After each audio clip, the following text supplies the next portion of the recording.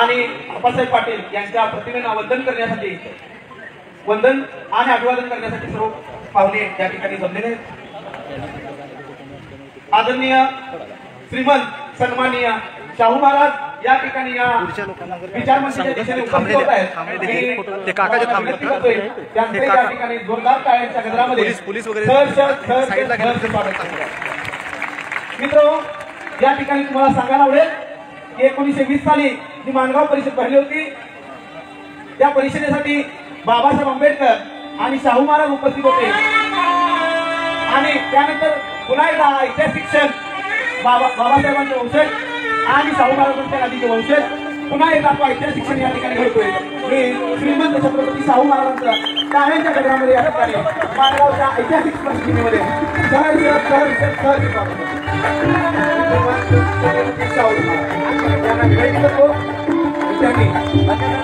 विचार मंचावर यावं आणि श्रीमंत शाहूजी महाराज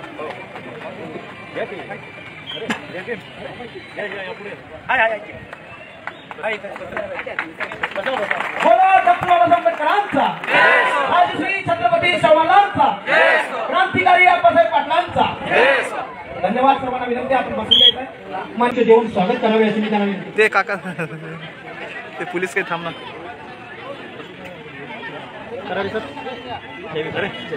त्याचबरोबर छत्रपती शाहू महाराज या परिषदेच्या प्रारंभीच्या कार्यक्रमाला उपस्थित राहून मी समारोपाच्या कार्यक्रमाला उपस्थित राहणार असे म्हणाले होते. आनंदाने या कार्यक्रमात उपस्थित राहिले. त्यांच्याही परिषदेच्या वतीने मी स्वागत करतो. परिषदेचे उपाध्यक्ष अरबी कोसंबी यांनी त्यांचे पुष्पगुच्छ देऊन स्वागत करावे अशी मी त्यांना विनंती. तसेच त्या कार्यक्रमात त्यांच्या सुविधी पत्नी आयुष्यमती अंजलीताई आंबेडकर याही उपस्थित आहेत. पुष्पगुच्छ देऊन करत आहेत.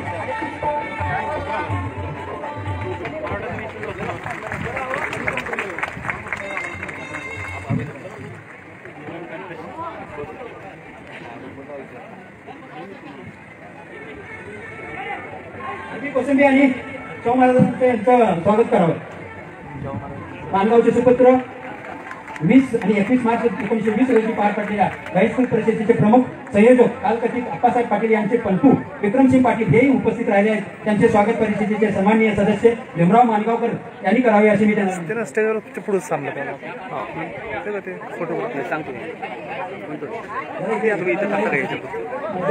हे बघा तुम्ही. तसेच या परिषदेचे अध्यक्ष प्राचार्य बापूसाहेब माने हे गेली 2 वर्षे सातत्याने संयोजन नियोजन करीत आहेत. त्यांचा सत्कार व स्वागत ॲडव्होकेट बाळासाहेब आंबेडकर यांनी पुष्पगुच्छ देऊन करावा अशी मी समितीच्या वतीने विनंती करतो. तसेच कोसंबी सचिव प्राध्यापक बी आंबेडकर सहसचिव बाळासाहेब कांबळे खजानी CP कांबळे यांनी परिश्रम घेतले आहेत. त्यांचे स्वागत ॲडव्होकेट बाळासाहेब आंबेडकर यांनी करावे अशी मी विनंती करतो. मध्ये मध्ये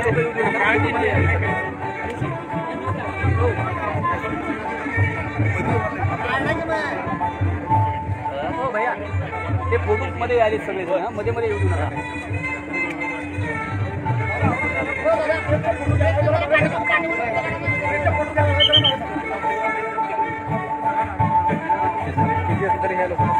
खाली बसून करायला पाहिजे.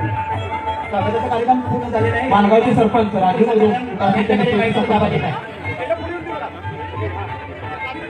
सुमित माने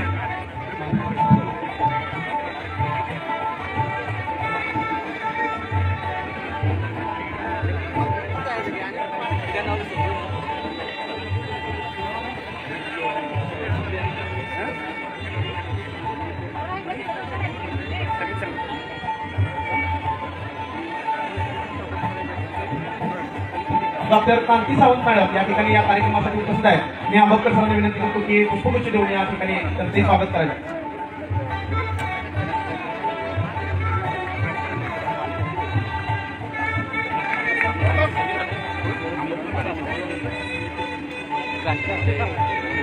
सर्व मान्यवरांचं या ठिकाणी स्वागत केलेलं आहे. यानंतर या ऐतिहासिक क्षणी काही पुस्तकांचं प्रकाशन होणार आहे. पुस्तकाच्या प्रकाशनासाठी निवेदन देत आहे. यामध्ये पहिलं पुस्तक म्हणून मानगाव परिषद शतकोत्तर चिंतन हा संदर्भ ग्रंथ या ठिकाणी प्रकाशित होतोय. या ग्रंथासाठी लागणाऱ्या पूर्ण जबाबदारी आदरणीय पी. एस. कांबळे सर यांनी घेतली आणि विशेष म्हणजे पी. एस. कांबळे सर वयाची 75 वर्ष पूर्ण करत आहे. या ग्रंथासाठी त्यांची मोलाचे काम लावलेले आहे. मानगाव परिषद शतकोत्तर चिंतन हा संदर्भ ग्रंथ या ठिकाणी प्रकाशित होते. सर्वांना विनंती आहे कृपया कुणीही स्टेजवर यायचं नाही. कार्यक्रमाला त्याला वेळ होते, कुणीही मध्ये मध्ये यायचं नाही. मी विनंती करतोय सगळ्यांना, अजिबात कुणीही यायचं नाही स्टेजवर.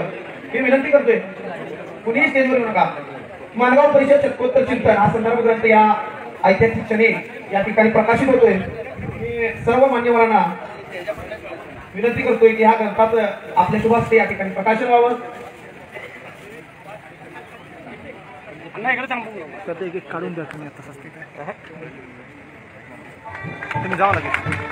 मानगाव परिषद शतकोत्तर चिंतन हा संदर्भ ग्रंथ या ठिकाणी प्रकाशित होतोय. येते नाही नजीकच्या बुक स्टॉलवर हा ग्रंथ आपल्याला उपलब्ध होईल. आपण सर्वांनी जरूर हा ग्रंथ या ठिकाणी घ्यावा. या मानगाव परिषद शतकोत्तर चिंतन या संदर्भ ग्रंथाचं प्रकाशित झालेलं आहे. यानंतर प्राध्यापक विराजे सर लिखित आप्पासाहेब पाटील व्यर्थ न होऊ बलिदान या दुसऱ्या पुस्तकाचं प्रकाशन सर्व मान्यवरांच्या हस्ते होत आहे. मी विनंती करतो की या दुसऱ्या पुस्तकाचं देखील या ठिकाणी प्रकाशन करून घ्यायचं आहे.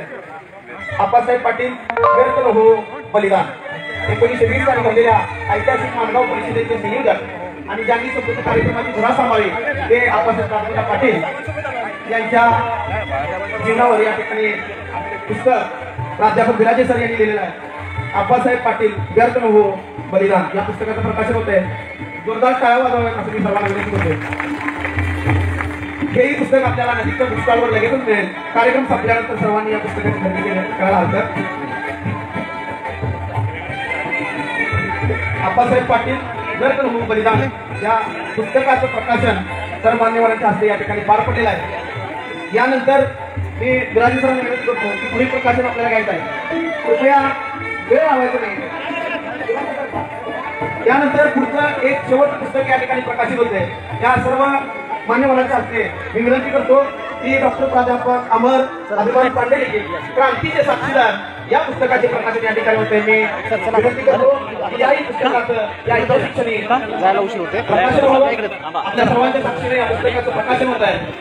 सर्व मान्यवरांच्या हस्ते मी पुन्हा एकदा सर्वांना विनंती करतो की जोरदार टाळ्या वाजवून याही पुस्तकाचं प्रकाशन आपल्या सर्वांच्या साक्षीने या ठिकाणी करायचं आहे. हेही पुस्तक तुम्हाला नजीकच्या बुक स्टॉलवर कार्यक्रम संपल्यानंतर उपलब्ध केलं जाईल. तेही तुम्ही खरेदी करायला हरकत नाही. या ठिकाणी या पुस्तकाचं प्रकाशन झालेलं आहे. मी सर्व मान्यवरांना विनंती करतो की नाही वाजता आपण व्हायचं. सर्व पुस्तकाचं प्रकाशन या ठिकाणी झालेलं आहे. मी